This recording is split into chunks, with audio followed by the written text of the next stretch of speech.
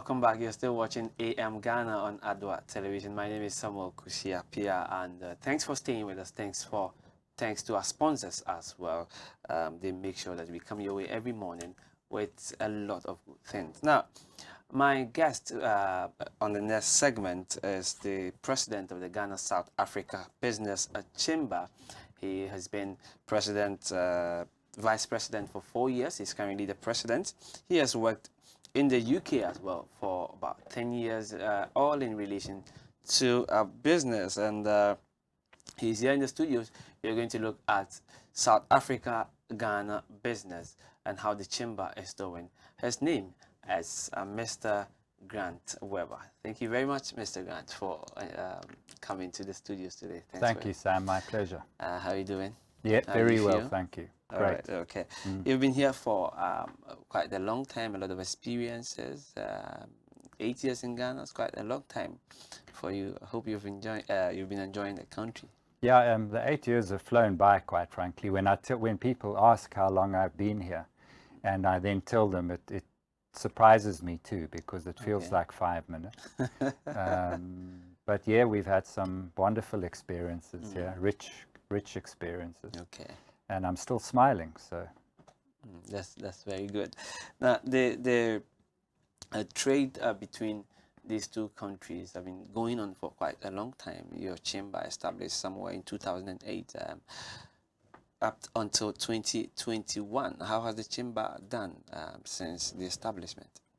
Yeah, so the chamber's evolved over time and actually plays an important role in enhancing trade between South Africa and Ghana, and also looking at how we can improve foreign direct investment.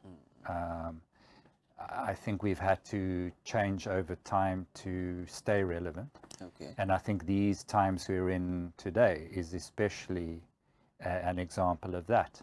I think when I took over as president, we focused on 3 key drivers to keep the chamber relevant for its members and to attract new members in due course. Okay. And I think embracing the digital economy was one of those key drivers for the future. And this was pre-COVID, actually, where in the last year, the whole world has had to embrace digital channels, whether they like it or not. Yeah. So I think I'd like to think we saw that the move to digital in all aspects of what the chamber does and tries to do is central. Okay, all right. So, how does the chamber work? Does it only have businesses from South Africa? Does it also have businesses from Ghana being part of the chamber, or your focus, all your attention is on businesses from South Africa and Ghana? No, I think a big part of what we want to do is to establish a membership from Ghanaian businesses that wish to ply their trade in South Africa. We have quite a few Ghanaian businesses that are trying to grow down south. But I think there's a big opportunity for us to attract more Ghanaian businesses, especially with all of the new policies that are coming about continent-wide. Okay. It gives us a good opportunity to grow our base of Ghanaian companies. Established initially, I think it was predominantly South African companies that were here or trying to come here.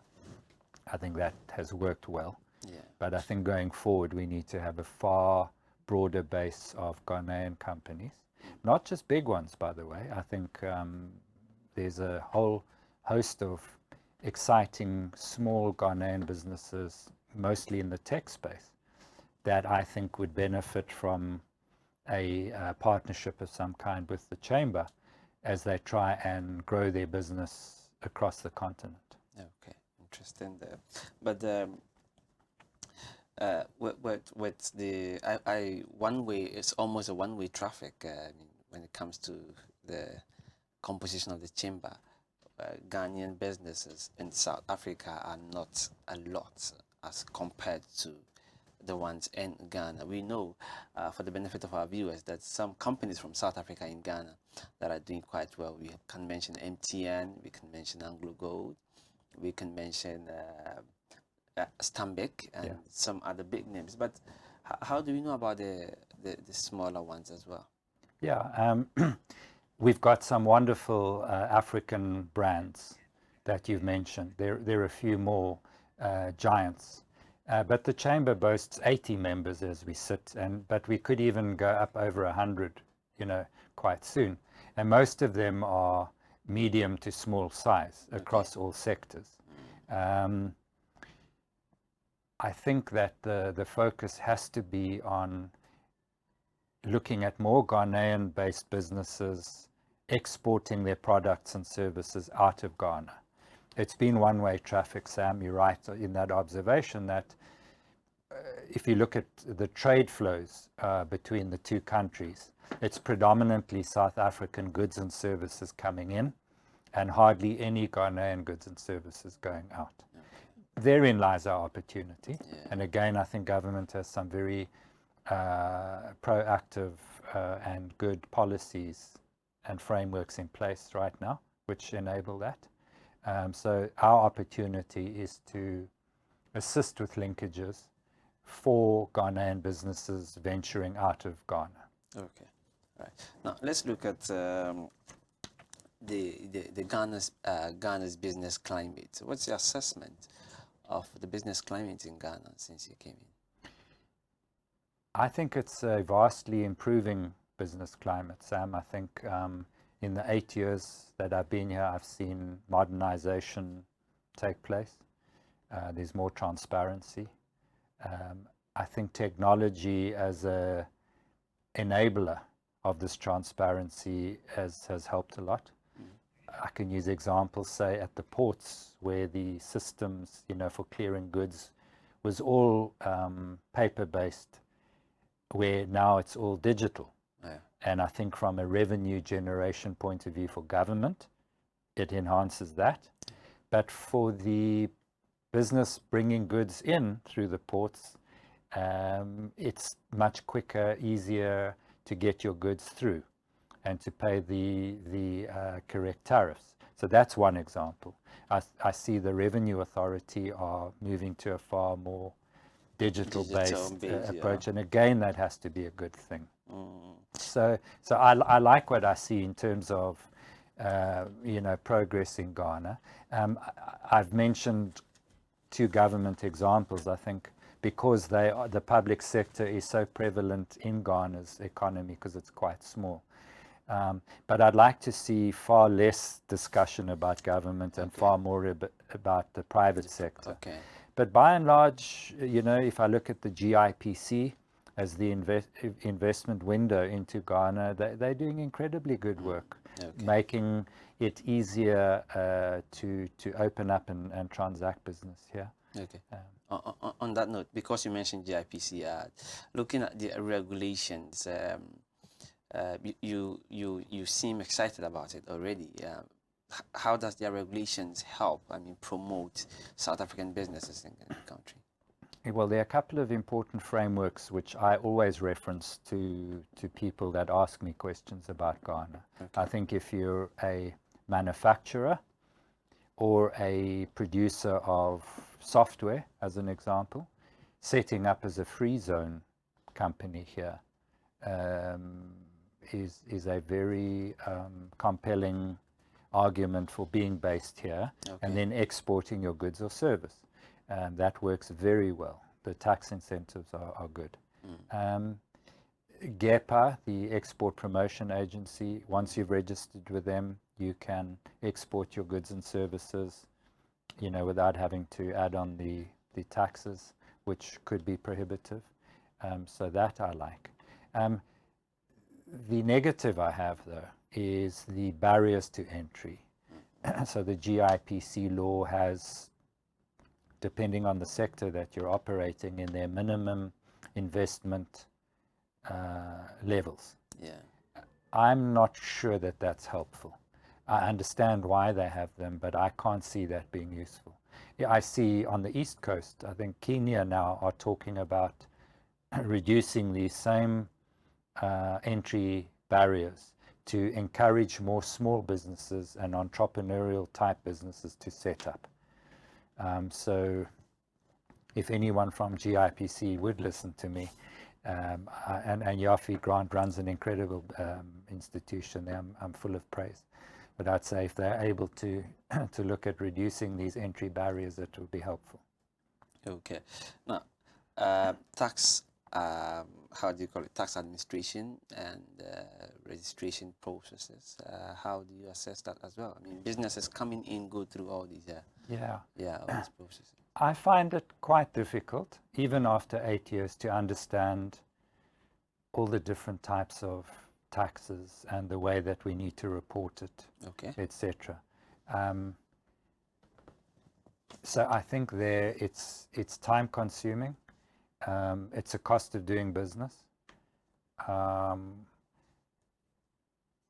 So I do think the GRA, the way the taxes are levied and have to be administered, I find to be time consuming, and it's certainly a cost of doing business. So I am a little bit negative in my comment on the way the taxes are levied. Okay, and access to finance? There's access to finance here, but it's very expensive. So often you actually probably pray that you get turned down by your bank and you don't get the finance because it's so prohibitive. It's penal. Okay. There have to be alternatives, quite frankly. I think paying 28% for a loan of a certain type is ridiculous. So I'm very critical of the cost of taking on debt in it, and it's not a Ghanaian issue. I think it's an African issue. Okay, so by the little you have said, I mean, when it comes to access to finance, tax administration, I think these are areas that you suggest needs improvement, some sort. Yes, and we're seeing that actually. Okay. So the tech, if I can use an example to illustrate my answer to you, is that the tech startup environment in Ghana has become very vibrant over the last several years. A couple of the universities have got very good IT programs, and they're producing cohorts of good young Ghanaians with good basic skills. And there's now, post-university, there are startup incubators and accelerators.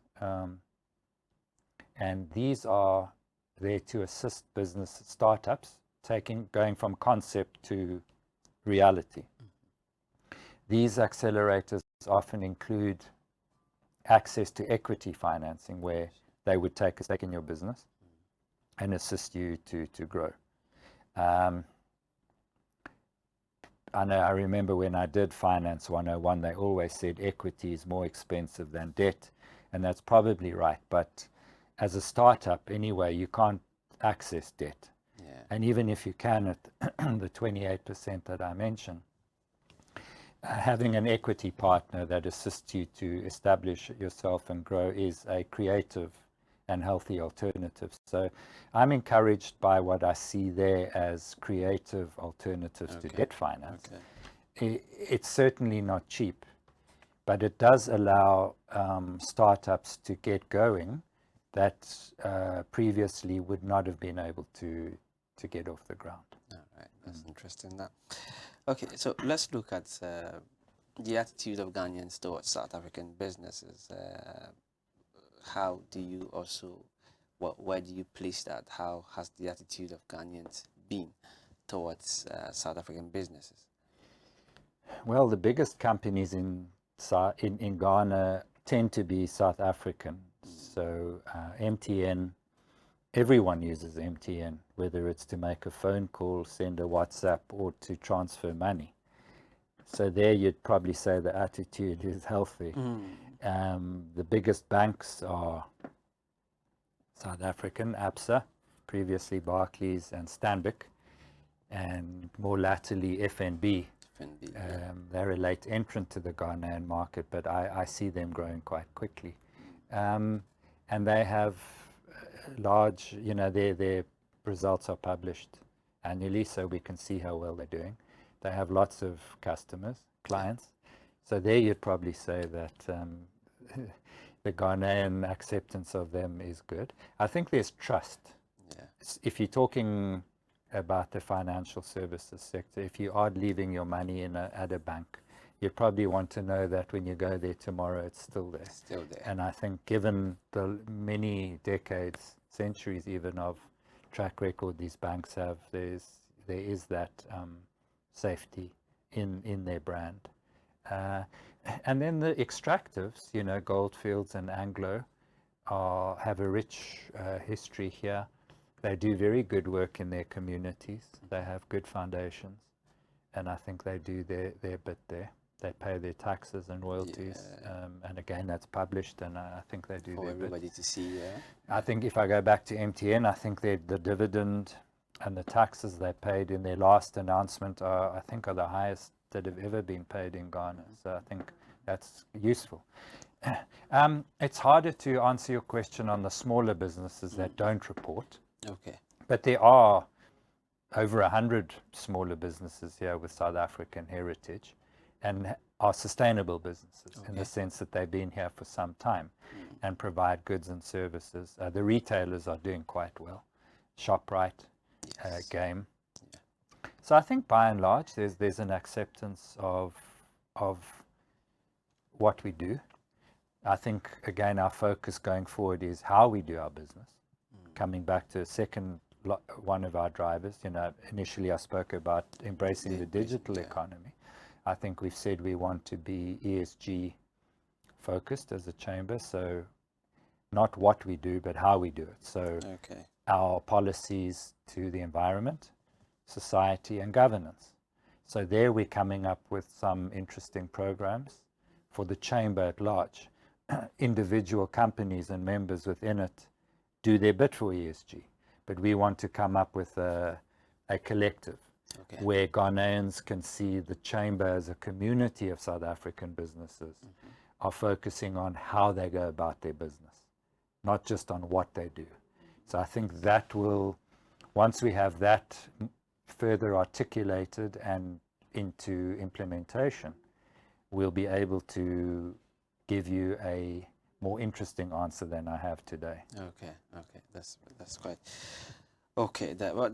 Then there is also the operationalization of the African Continental Free Trade Area, and it was supposed to start in 2020 July, but of course COVID-19 stifled everything in the world. So it started this year, but have you assessed the operations so far since January when they started? Yes, under very, very capable leadership. I think the Secretary General is a young, dynamic man, very skillful, and I think that he has the hardest job on the continent at the moment, I think, moving from policy setup to implementation. It's going to take some years to fully realize the benefits of the free trade area, but I think it's many decades in the making, and it's here. I think it's a very positive thing. The Chamber has embracing the free trade area policy as one of our 3 drivers for modernization, and we're saying, how do we become a champion and a promoter of the free trade area with the Secretary General's team to enhance what the Chamber can do for its members. So I think this is a very important policy framework for the continent, and to promote intra-trade, especially for Ghanaian companies, not just going to South Africa, but to any other African country where it has markets. And there we would see how we can assist with industrialization, manufacturing, so that our Ghanaian companies exporting to other African countries are not just raw materials, but the benefit must be felt here, the value add, and then exported. So I think that is something that we think is a big driver for the chamber going forward. We have a role to play there. Interesting. South Africa is already the lead or is leading in intra-Africa export, and how can with the AFTA established here, do you think we can catch up a little? I mean, you look at even in 2018, the report says that while South Africa leads on the continent of Africa with about 34% intra-Africa export, the next country at somewhere around 18%, 17%. Is there any way that this establishment would help bridge the gap a little? Yes, definitely. Okay.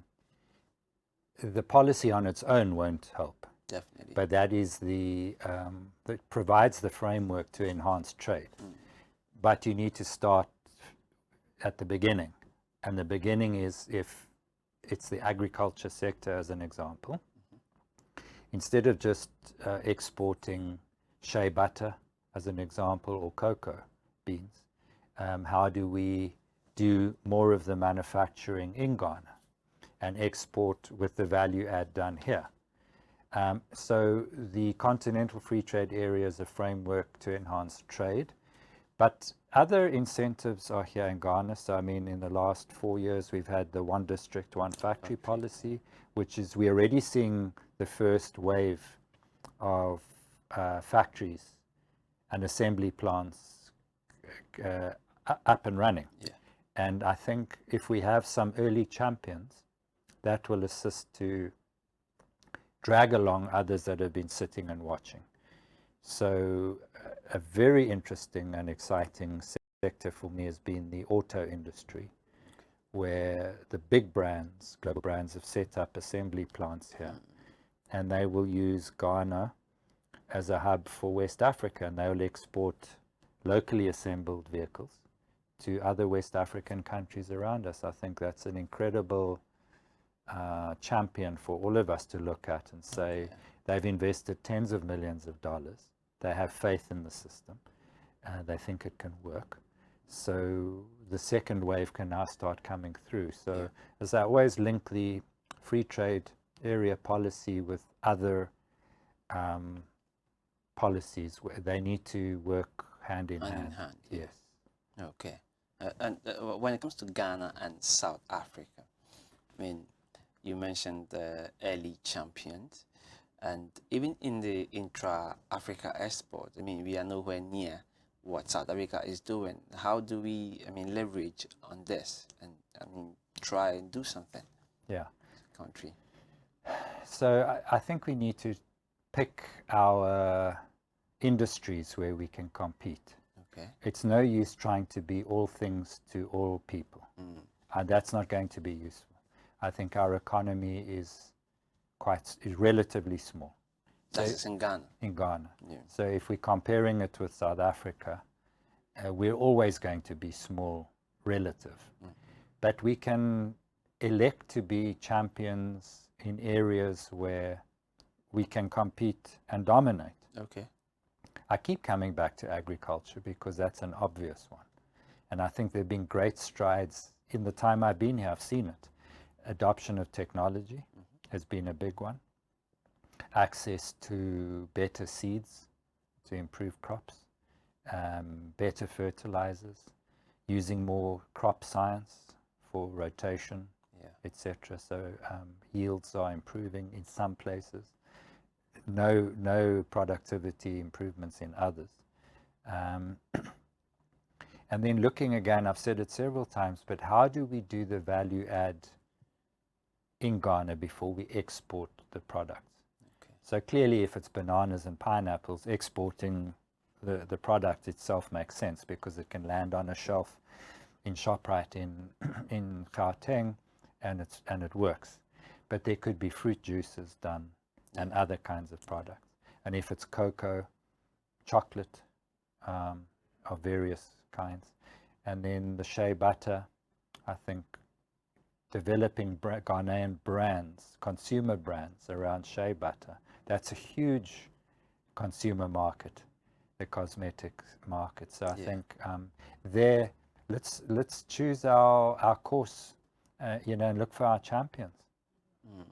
Can the difference or the difference between both countries be also, or can we look at sophistication as well? Perhaps South Africa is a bit more sophisticated when it comes to the manufacturing, even where they are champion. It's not the same in Ghana. Yes. So I think there I'd use a timeline to explain the sophistication level. So I think South Africa is many decades more advanced in terms of its industrialization. The good news for us plying our trade here in Ghana is through technology and technology transfers. Excuse me. We can leapfrog now and catch up with more industrialized economies quite quickly, given access and reduced costs of technology. So I think there's no reason why we need to be scared or say it's going to take decades to catch up. The leapfrog effect, which is brought about by technology, I think is here for us, and we need to adopt it. If I go back to the small tech companies that are emerging in Ghana, a number of them are focused on the agricultural sector and improving the value chain of agriculture. The Ghana Commodities Exchange is a new institution providing finance, logistics, etc. These are all new, and it all helps a lot. But I come back to technology and its ability to be an agent of change, I think is fantastic for us. Okay, now let's come back to after. You have seen the operationalization, a few months into the operationalization. Do you think there is any area, that needs improvement, or there is a challenge that needs to be addressed? Yeah, the challenges are the ones we knew that were going to be there. So it's making sure that there's harmonization of duties and tax codes and adherence to the policy. So I think the policy is there, but when each customs union has to conform, there are delays, perhaps in communication, or sometimes deliberate delays as well.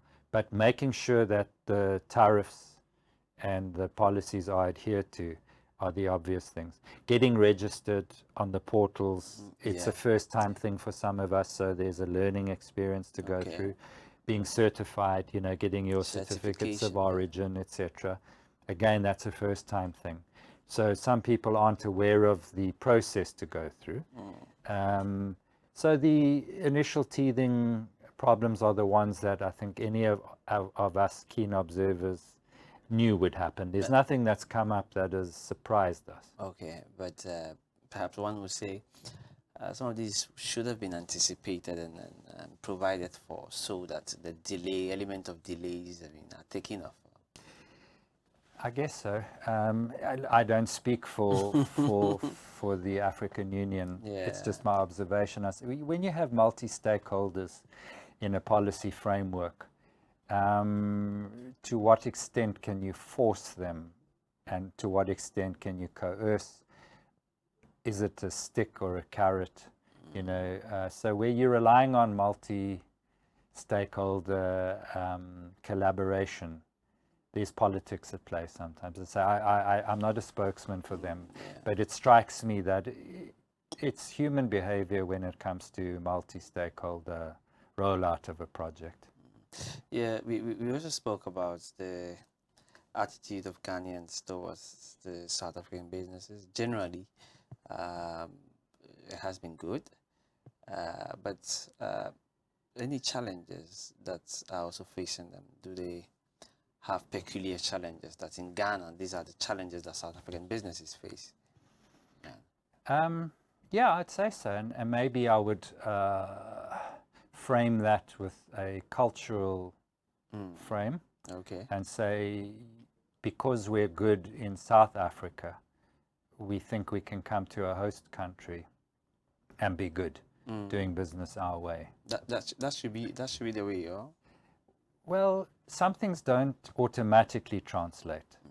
There are some South African companies that have come here and have not succeeded. They have not been sustainable. Okay. And they've been quite big ones. And that's not a Ghanaian story only. I think there are stories of South African companies going into other African host countries and have not succeeded.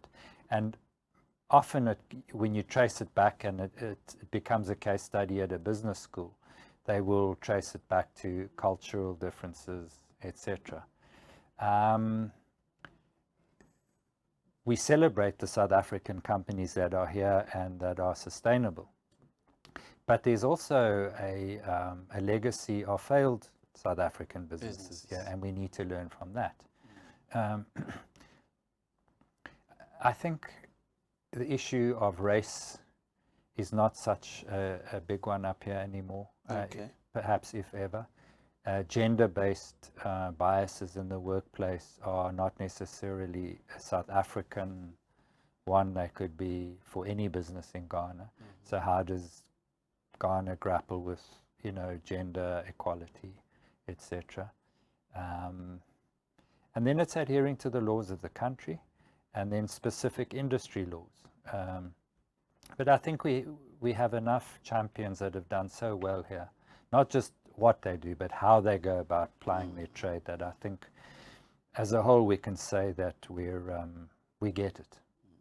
Okay, with your drivers for the chamber, how are you leveraging on the existence of the AFTA here to help your members in Ghana? Yeah, so I think luckily we've got physical proximity to the Secretariat as it sits just up the road here. Not that that's most important, but the Secretary General himself is very accessible. And he's always visible, and he's been at many functions, both physical and digital. He leads from the front. So having this proximity to the Secretariat right here, I think especially in these formative months and years, will give us a bit of an edge. And we'll be able to advise and guide members of our chamber about the initial, I won't use the word pitfalls, but teething problems that there may be in adopting all of the protocols required as we go along. Not all the countries are signed up yet, of course, in Africa, and not all of them are, even if they are signed up, they are not operational. So I still see several months actually of that happening. But while this rollout is occurring, we're trying our best to put together seminars, workshops of various themes, which would help guide our members. Okay. Yeah. Okay. All right. If you just joined us, you've missed quite a lot. Mr. Grant Weber here in the studio sharing a lot of insight as far as Ghana, South African businesses are concerned. Is AM Ghana and Adwa Television. And Mr. Grant, we will be moving away very soon for another interview to happen here. But any message you would like to share to your members? I mean, also to encourage the relationship between Ghana and South African businesses. Sam, yes, I think I've spoken about the small business startup environment in Ghana, which is incredibly, it's exploded.